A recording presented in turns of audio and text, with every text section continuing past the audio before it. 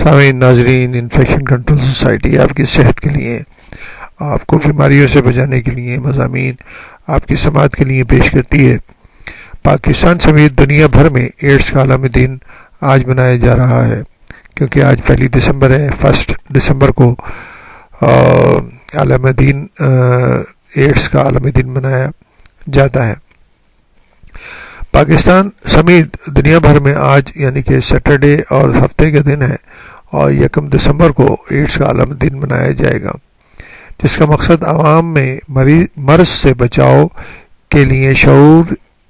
و آگہی بیدار کرنا ہے۔ اس حوالے سے گزشتہ روز سندھ ایڈز کنٹرول پروگرام کی جانب سے مقامی ہوٹل میں ایک تقریب منعقد ہوئی، جس سے خطاب کرتے ہوئے پروگرام کے مینیجر ڈاکٹر ارشد محمود نے کہا کہ ایک اندازے کے مطابق اس وقت ملک بھر میں 1 لاکھ سے زائد افراد HIV اور ایڈز کے مرض میں مبتلا ہیں، جن میں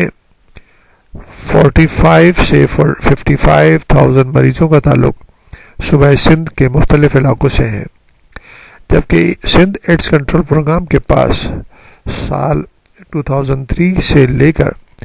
سپٹمبر 2012 تک 5,182 مریض رجسٹر ہو چکے ہیں۔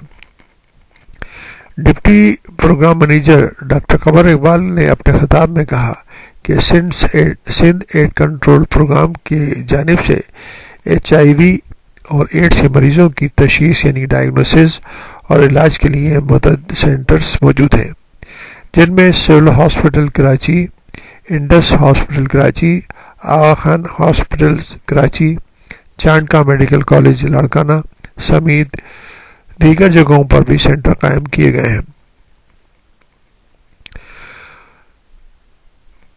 ایڈز کنٹرول پروگرام کے ڈاکٹر منور خان نے کہا کہ سندھ ایڈ کنٹرول پروگرام کی جانب سے صوبہ بھر میں قائم HIV ایڈز کے سینٹر موجود ہیں، جہاں پر مفت علاج کیا جاتا ہے۔ انہوں نے خواتین اور مردوں کو ہدایت کی ہے کہ وہ شیو کراتے وقت نیا بلیڈ استعمال کریں،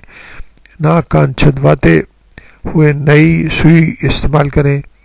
اور جسم کو کوئی بھی زخم پہنچنے کی صورت میں احتیاط کریں۔ اپنے جسم کو ایسے طریقوں سے زخمی نہ کریں جس کے ذریعے خون جو ہے وہ بہہ نکلے، کیونکہ کچھ ایسی کنڈیشنز ہیں، کچھ ایسے حالات ہیں جن میں لوگ اپنے جسم کو زخمی کر لیتے ہیں،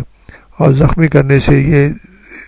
احتمال ہوتا ہے کہ ان میں ایڈز کے وائرس جسم میں داخل ہو سکتے ہیں۔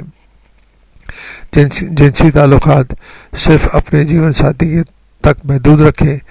خون لگواتے ہوئے تصدیق کریں کہ خون صحت مند اور مختلف بیماریوں سے پاک ہے، سمیت دیگر احتیاطی تدابیر کو اپنائیں، اور بہتر یہ ہوگا کہ عوام میں اس کا شعور بیدار کرنے کے لیے سارے جو بھی NGOs ہیں، جو بھی ایسے ادارے ہیں جو اس کے لیے کام کر رہے ہیں، وہ بھی اپنے آپ کو یونائٹ کر کے ایڈز کے کنٹرول میں ایک دوسرے کی مدد کریں، ایک دوسرے کے تجربوں سے لوگوں کو بہتر سے بہتر معلومات دیں،